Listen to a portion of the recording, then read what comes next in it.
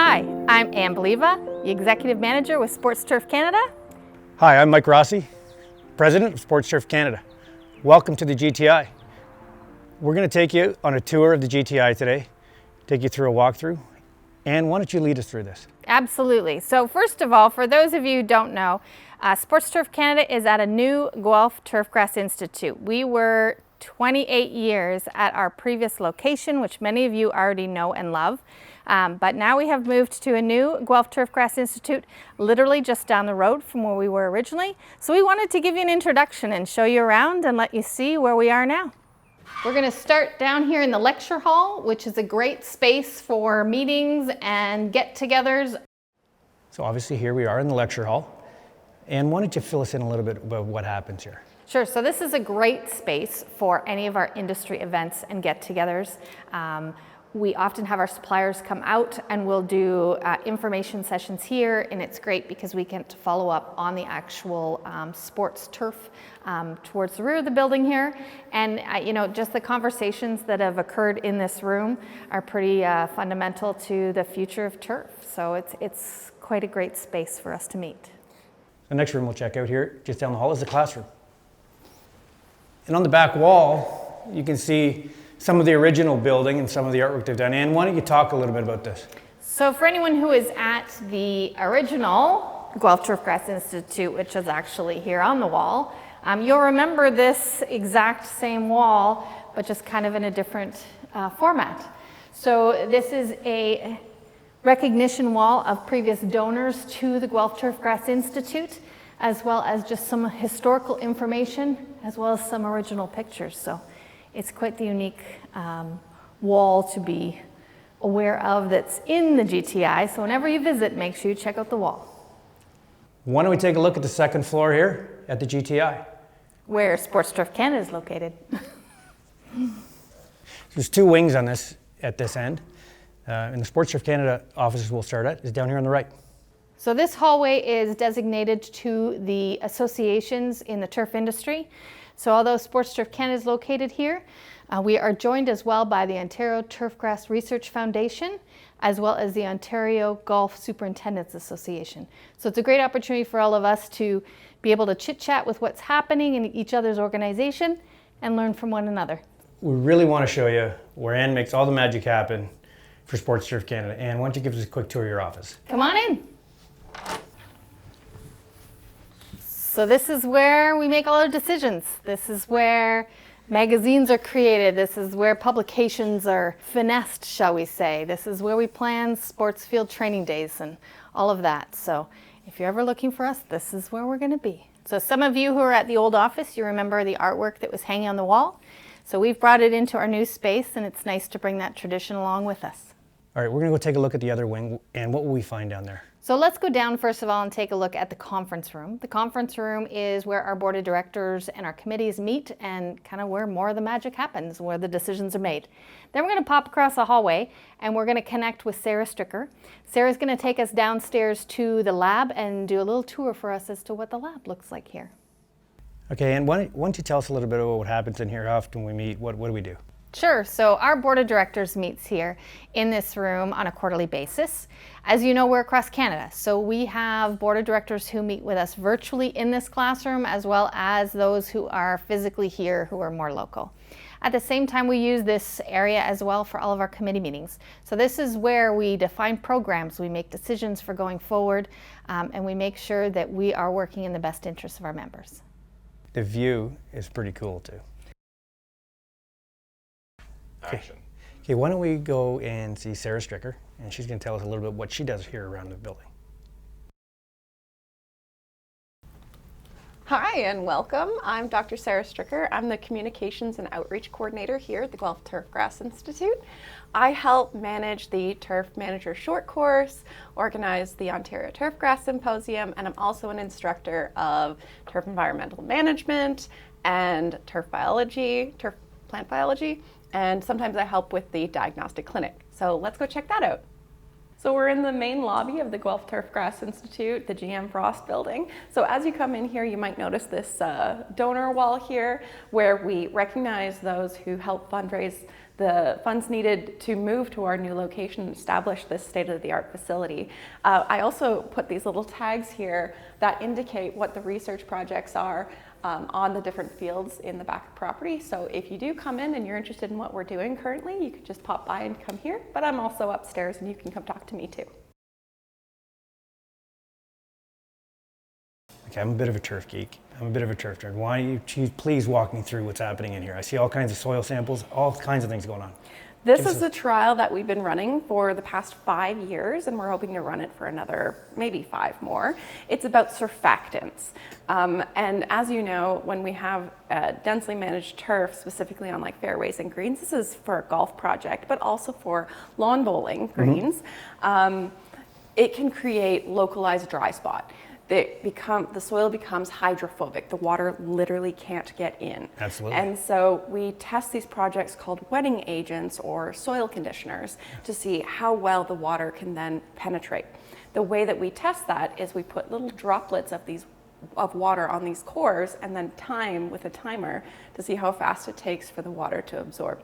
And let's just say we stop counting at 15 minutes. Because sometimes that's how hydrophobic the soil is. The water really cannot get in. Wow. And that's the importance of wetting agents. What else is happening here, man? This is just, there's all kinds of stuff happening. Show us some stuff. So we have some equipment that we use here, such as the green seeker, which is, it essentially uses a known wavelength to shine a light down onto the turf, and then what bounces back, they can calculate the difference in the wavelength to see what color the green is. It's a numerical number that tells us green. Right? Okay. Instead of me saying my value, oh, that looks 90% green, and your eyes would see something different, right? So that's a mathematical way to test greenness. We also have under the cabinet here, this is a piece of equipment we use for taking photos. It's a light box. So it has its own light source. And so you put a camera in that, put that out on the turf. And so it has a standard brightness, because as we know, day to day, if you take photos today or tomorrow, the amount of sunlight is going to be different.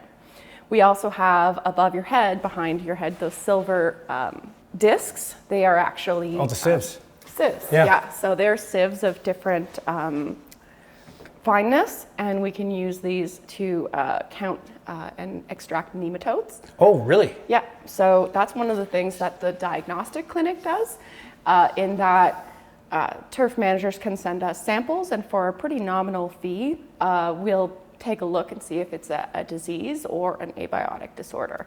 And we can do nematode counts as well. Cool. What's happening all over in these don't look like ovens? They are ovens. Oh, they are ovens? Okay. Yeah. So this is an ongoing trial with Claridia jacksonii, where we're... Layman's terms, please. Layman's terms. Dollar spot. That was fun, thank you. The pathogen causing dollar spot. So it's an incubator this is the incubator, has the fungus growing. And then this is a blast furnace. So we can take turf samples that are, there's a lot of water content in each plant. And so a really way to normalize water content or weight of the sample is to remove all the water. So we use a blast furnace to heat it up and boil off all the water, and then we weigh that, and that's a dry weight of our turf. Nice. So that can be a good measurement of growth, because as you know, you can go and cut your grass on a wet day or cut your grass on a dry day, and it could be the same amount of clippings, but the clippings are actually heavier when they're wet. You got it, absolutely. So your yield, you want to be able to compare yield to yield. Exactly. Okay, yeah. Make sure it's equal. Yeah, and behind me, this is a fume hood. So when we're preparing a fungicide efficacy test or a pesticide efficacy test, we can mix the products in here, and all the fumes will go up and out into like a filter. Yeah. So that is safe for us to use those products. And then this is the opposite, is that it doesn't suck air out, it blows clean air forward. And so when we're culturing microbes, we can work in here and it's a sterile environment. I just put my hands in there.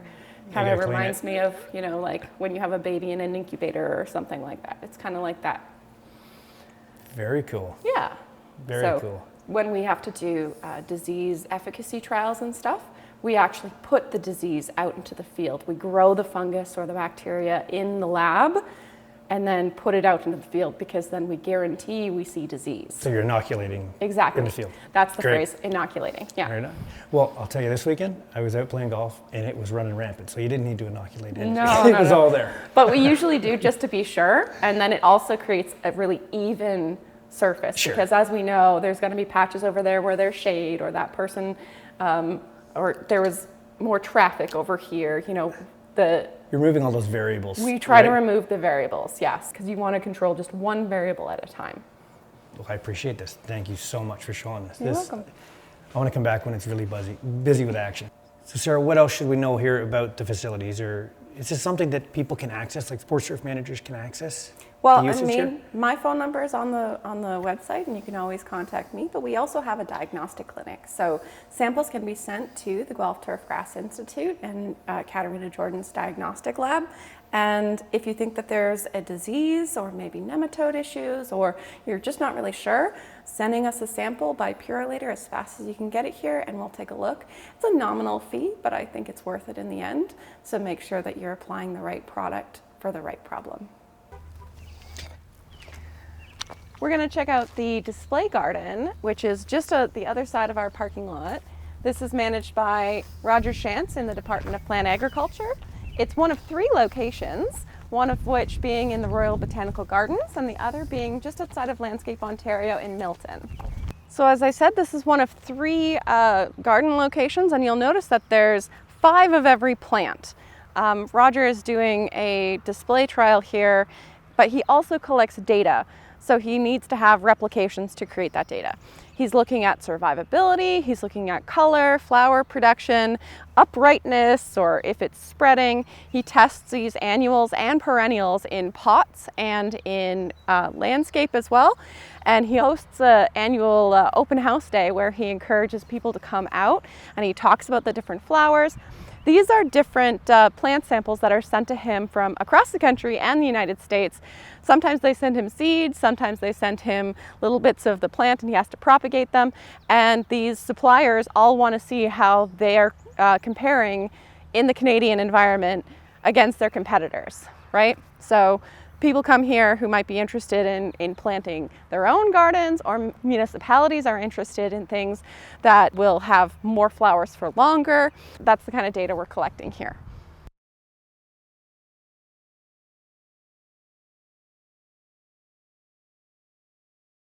Eric, thanks for joining us here at the GTI. Before we go out and look at the fields and you show us some of the research and all the turf plots you got going in the 4 categories of fields, can you maybe talk a little bit about building? So the building was built in such a way to maximize the environmental benefit of this research station.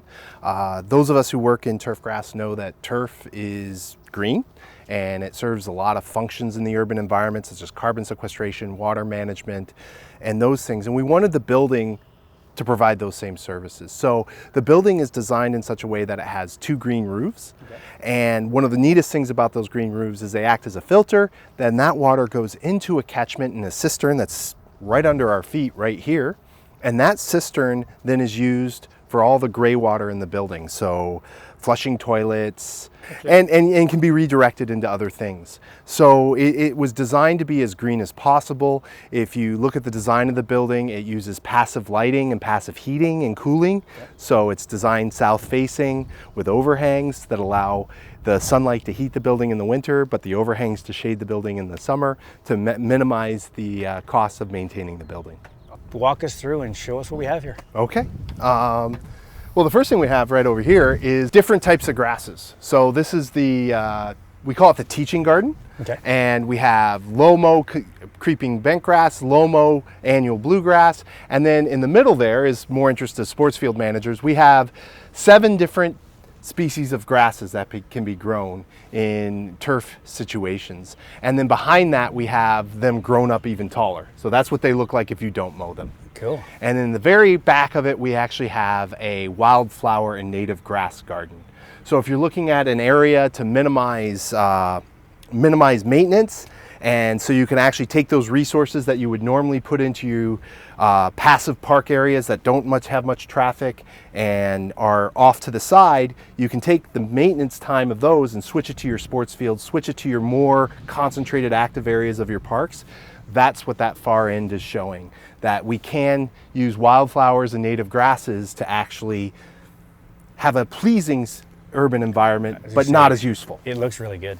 Yeah, it is. It's a nice teaching moment for our students. Our students come out here and they learn turf ID in those plots in the fall, and we do our best to have it here all summer to show everyone that comes to the station. Yeah, it's cool, and it's to see the different heights, to see how everything's growing. Especially, we've been in quite a bit of a drought stress here up for the last few weeks. It looks cool. Yeah, it is, and you can see how some of them are browned off in an unmowed setting, and others stay green in an unmowed setting. It's awesome. Yeah. All right, so what we have here is closest to the building is what I refer to as our sports fields. So they're not actual sports fields; they're root zones for research. We didn't have the area to put in-use sports fields here, but what we have here is the different categories of Sports Turf Canada's sports fields. So there's 4 categories of sports fields as said by Sports Turf Canada, and then there's a 5th, which is we don't know, untested. So we have the 4 formal categories here. So right here in front of us is a Category 1 sports field. That's your highest end sports field that is 90% sand. So this is going to drain really well. It's going to require more fertility, and it's also going to take a little less wear than a native soil or one with little less sand. The next field is the Category 2 field, which is over there, and the farthest field, and we have an overseeding study there that I'll talk about later, but the Category 2 field is more than 75% sand. So we have 90% sand, more than 75% sand, and then the Category 3 field here that we're marking a new trial out has more than 65% sand. And then the last one over there is the Category 4, which is more than 55% sand. And the idea here was to represent the different types of soils that sports fields are built out of here in Ontario. So the idea is to represent the different types of soils that can occur on sports fields in Ontario, all the way from what is constructed, the sand fields, to what you may encounter. So the Category 2, Category 3, and the Category 4 fields that are at this site were all native soils. And the idea would be you build a park, you get the soil that's there, and you can test that soil and determine whether you have a Category 2, a Category 3, or a Category 4. It's not to build those. You don't build a Category 3 or build a Category 2. You inherit it from Mother Nature. So really in situ soils. In situ soils. Okay. So now in this case we had to truck them in to get the variety, but they were all native soils that were in place somewhere, that were growing plants, that there was a development, and we scraped the topsoil and brought it in because they weren't using it themselves. So really low hours of use, Category 1, a little bit more, Category 2. Most is Category 3 for hours of use. Category 4, you never really know what you're getting. Depending on what you got. And Category 1 is the least likely to have to be closed because of a rain event. Right. Yep, you got it. And so when we get down here, you'll note the far end, if you can get a picture of this, the far end of Category 1 here is really lean. Yep. You can see it's off color.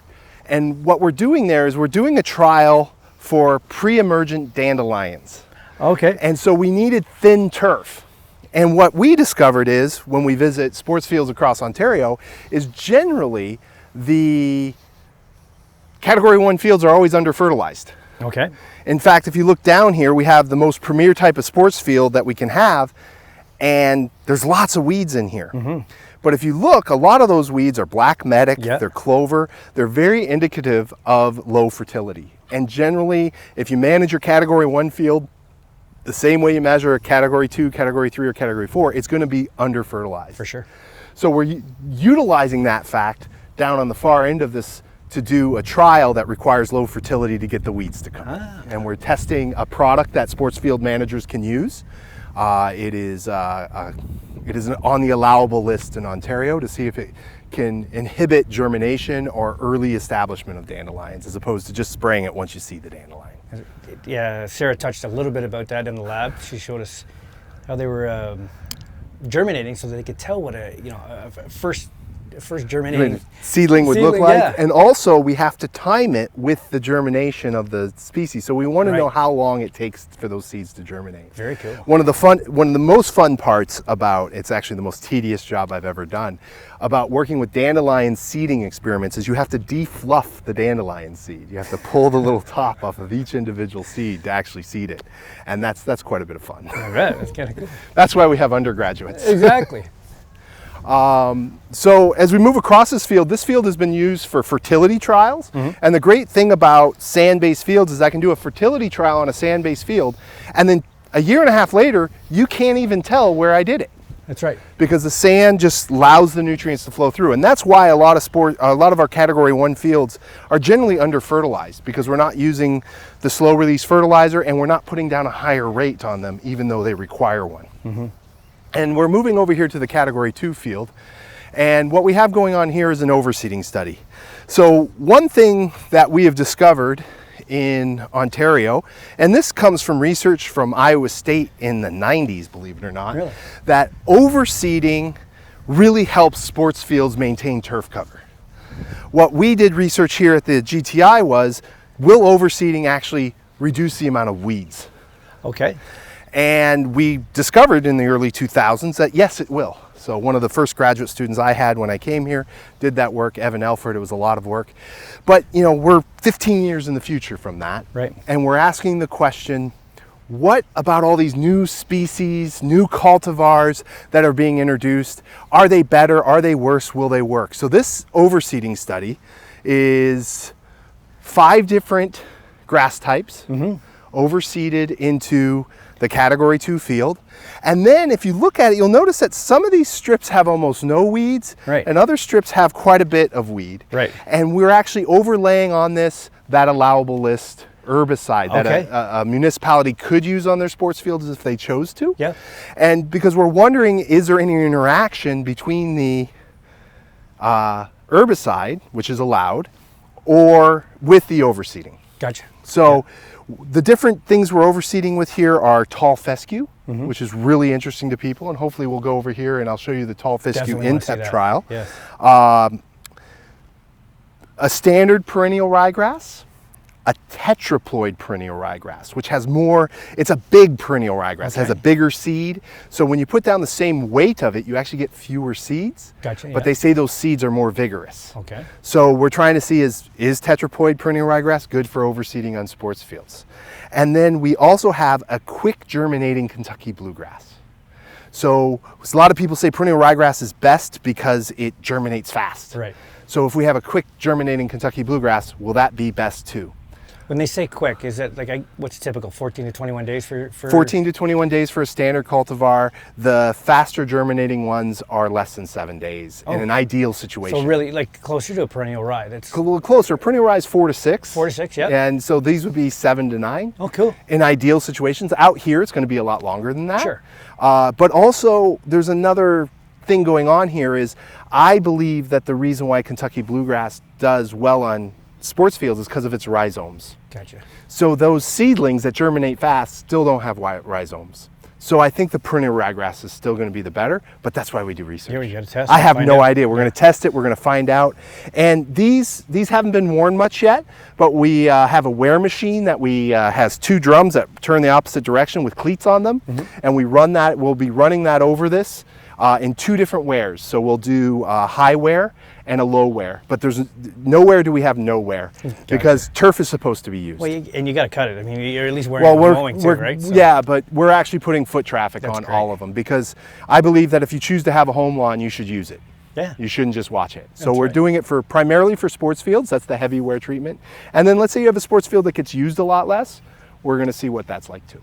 And what's the height of cut here, out of curiosity? Do you know? It's probably around 4 centimeters. Okay. So just under 5 centimeters. 4.5 to 5 centimeters. So 2 inches. You got it. Give it.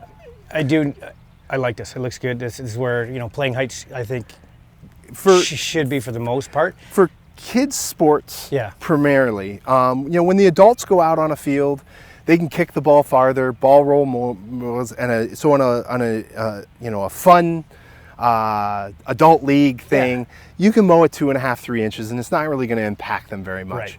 But when you have little kids out there and they kick the ball and it doesn't go in the air and it doesn't go very far, they can't play the sport when you're mowing too high. That's right. Now you can mow too low. We don't need to mow like Manchester United mows.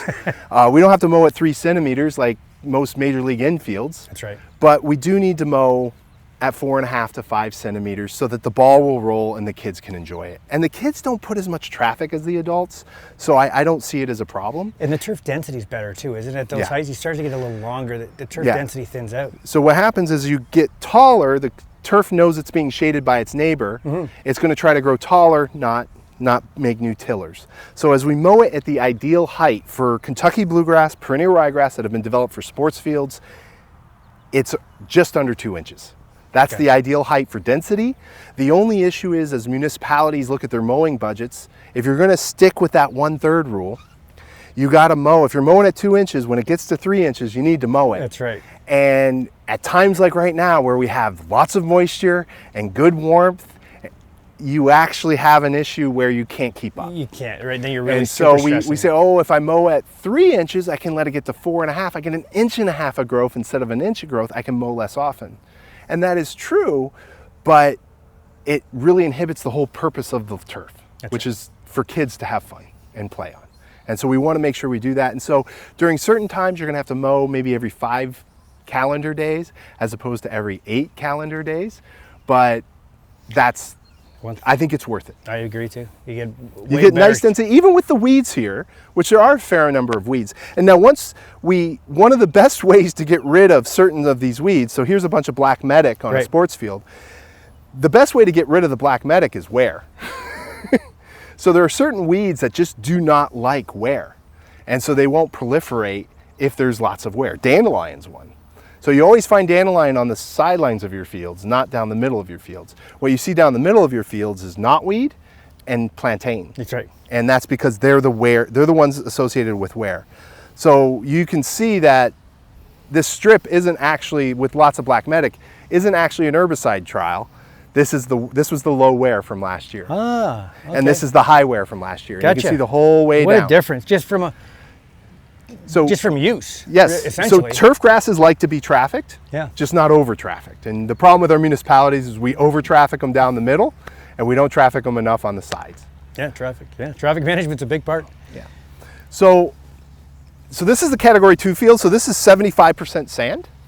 Okay. And this is what I would call the ideal sports field mix. There are certain places in Ontario that have this soil everywhere, and their sports fields are better than everyone else's, and they like to take credit because it's their program, Yeah. but it has a lot to do with the soil they have. So there's a lot of push to try to build these and engineer this soil type, and it's next to impossible to do. You have to have it there. And so as we move over to the category 3 field, what we have going on over here is that same overseeding study that is being repeated a year later. So they're offset with each other. And so the idea here is we've done it on 75% sand. We're going to do it on 65% sand. Oh, cool. And then also this field here was originally planted to tall fescue.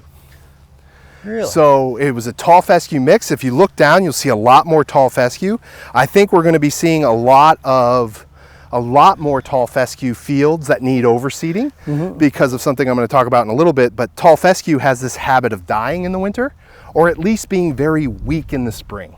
Okay. It doesn't die as much as it's so weak in the spring, other things come out. So if you look at this field, unlike over there where you didn't see a lot, you see a lot of annual bluegrass and creeping bentgrass coming into these plots. Yes. And that's because the tall fescue is so slow to grow in the spring that the other grasses are taking Gotcha. over. They come out quicker and they start to fill the void. They start to fill that void. And so this trial starts this year. So we've assessed the weeds and the species composition of it, and then we'll start overseeding. And then we'll see, are we shifting the species composition with seeding with those different types of grasses? Do we get more turf cover in the presence of wear? And do we get fewer weeds or more weeds? And so that's what we're studying here with those 5 different types of grasses. And then of course we have a non-overseeded check. Sure. Yeah, you got to have a test plot. For And- or check and- plot. Yeah. On the far end there, we actually have a company that has an allowable list herbicide, and they're interested in, does it hurt the grass? So because this is such a mixed stand of tall fescue, perennial ryegrass, and Kentucky bluegrass now, we're testing it on there to see what is the damage to the grass when you apply the allowable list. So how long does it go off color? Does it stunt growth for a significant period of time? And that's what we're studying there for the company, because they want to make recommendations that when you apply it, you're happy with the product. Over here we have a tall fescue National Turfgrass Evaluation Program trial. Cool. So the National Turfgrass Evaluation Program is run out of the United States, and it's a cultivar trial that different seed companies, breeders will compare new varieties against older varieties and see how they've improved and how they do well. They actually have labeled this one on their website as the winter hardiness trial for tall fescue, because generally tall fescue is thought to not do very well. And if you actually look at this trial this year, this is the 5th year, we had quite a bit of snow this year. We had some wind that piled the snow up against this bank and pushed it back. And we had this field was yellow Right. until the beginning of June. Really? It was snow mold just took it out. Okay. Now, obviously the tall fescue is coming back, and by August, it's gonna look okay.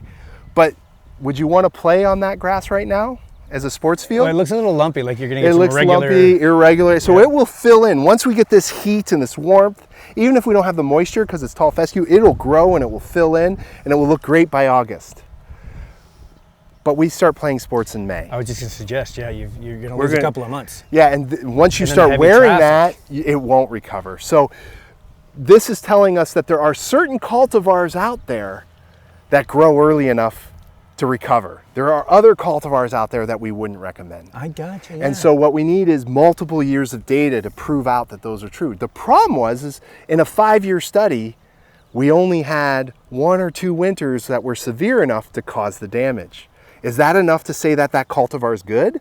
Or did that cultivar just get lucky? I gotcha. And so we need to keep running these trials year after year after year, because the events that occur that cause damage only happen 1 out of every 3 to 7 years. And so it's really tricky to say that this cultivar is better than another when it happens so infrequently. But remember, if you have an entire field of tall fescue and you lose it in 1 year out of 7, it's gone. Yeah. And so it matters. How long do you think you will run this trial? This is its last year. This is so year 5. 5, okay. We're going to leave this grass here until we need the space. Gotcha. And we're going to keep observing the ones and seeing which ones decline and which ones keep going. Now, once we need the space, we'll rotate back to it. But the idea is trials like this, cultivar trials, let them go. In fact, if you look over there, there's a rainout shelter that's not being used this Right. summer. And we have one in use that's tall fescue, believe it or not, from another seed conglomeration that's testing for drought tolerance. So that's a rainout shelter. So we grow the grass there, we establish it, and then for a 8 to 9 week period each year, we cover that with plastic. We'll get a picture of that over there. And that's our old Kentucky bluegrass trial. Really? And we can still go in there and find cultivars on there that are doing well. Most of them aren't doing so well anymore because we really beat them up with that drought tolerance. So they run the drought trial for 3 years, and by the 3rd year, you've beat them up because we don't have 9-week droughts 3 years in a row. Right. We have them once every 10 years or so. So they get pretty beat up, but there's a few there that did really well during that trial, and they're still doing okay in their little squares. So we haven't dug that up because there hasn't been a need to. Right. But this fall, there's probably going to be a new trial, so that will get renovated. But that was a 3-year trial that's now been there for 6 years. And we'll use it this year because we need the space. Well, those that helped you run the initial trial, will they come back and say, hey, before you tear it up, can we take this and maybe look at the genetics of those plants? Or? Well, they know the genetics because Okay. they're seed companies. Okay, yeah. And what we will do is we'll say, hey, we noticed that these did really well. Here's the information. You can use it. Oh, cool. So that's run by the Turfgrass Water Conservation Alliance, which is an alliance of seed companies that are interested in drought and lower maintenance grasses. So when the end user's seeing TWCA on their bags, this is where it was these are the tested. results. Yeah. So what we have here is a pre-emergent dandelion trial where we're trying a chelated iron product. So the dark green plots, almost brownish, are where we've put high rates of chelated iron on the turf. So when you put iron on turf, it turns really dark green. If you put too much, it turns almost a brownish. Right. And that's what you're seeing. Generally, the grass processes that iron okay, and it grows out of that just fine. But the seedling or the seeds from these broadleaf weeds cannot process that iron, so either they don't germinate or they don't emerge and persist. So what we're doing here is we took an area where we made sure it was low fertility, so that we get lots of gaps in the turf. Yep. We scarified it, so we basically took an overseeder without seeds. Right, I can see the And vertical the lines. we came through it, and we did that. Then we verticut it the other direction. So we beat the turf up just like a soccer team would. And then we put some seed here from dandelion. And then we applied the products. And we're trying to see if we can actually reduce the amount of dandelion seedlings coming in before you can even see them. So do you think this is a solution for those fields that just get neglected in a municipality or something, that those guys want to tear them up, they want to start over, they want to spend $100,000 to redo their fields? Do you think this might be a better approach? Well, what I've noted is so once you have a lot of weeds through a field, Yes. it's really hard to kill a 3 to 4 year old dandelion. It's got a tap root that goes down this far. That root at the very tip, if it survives, can produce a new shoot. So dandelions and plantains that are big are hard to kill. But they do have a lifespan. So dandelions and weeds have a certain age, and it's hard to kill that middle-aged, strong, hard weed. So we often say, hey, I tried the herbicide or I tried the alternative practice, and it's still there. And it's still there because, honestly, our traditional herbicides wouldn't have killed it. Okay. Because it's in its hardiest. So when you have that field that's been neglected and you're thinking, I have to rip up the whole thing, there is a ideal here that you could go in and start fertilizing properly, overseeding properly. Number one, mowing properly. Once you start doing that, if you start overlaying some of these alternative weed controls, over a period of 3 to 4 years, you'll see it transition from being 20-30% weeds, which is a lot. That's when people say this is all weeds. It's Right. 20, down to 5 to 10% weeds, which is definitely acceptable for a good high-end sports field in Ontario. So it's a transition. It takes multiple years. The cost is lower than a complete renovation, but you have to have that patience. Okay. And I've done my own little experiment on my backyard, which was 80 to 90% weeds at one point. It is now 80 to 90% turf. That's awesome. And people go, what a beautiful backyard. And it was all with just mowing properly, fertilizing, and then using that an allowable list herbicide that we know works. And do you think doing those three basic minimums you talked about, do you think if a manager started adding top dressing and aerification, I mean, those results might be aerification is big, especially on sports fields down the middle, because the compaction is a big part that's keeping the grass from filling in. You need to overseed. You need to get grass in there. You need to get it growing, and just overseeding breaks that surface. If you're using a slit seeder, you can broadcast seed, but using a slit seeder is much more effective because you break through that crust at the top and you relieve that surface compaction. And get that seed to soil contact. Seed to soil contact. Essential, yeah. Now, when it comes to top dressing, that's trickier.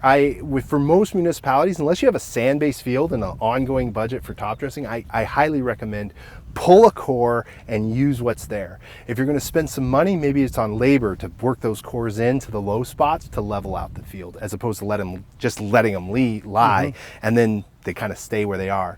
If you move them around, they'll find the low spots and you'll get leveling. All right, so this is a tall fescue cultivar trial for the Turfgrass Water Conservation Association. And so we're under the rainout shelter here. It's quite humid. So one of the things about this trial is if this was a grass that was more sensitive to disease in the summer and more sensitive to heat, we would be doing things that a sports turf manager couldn't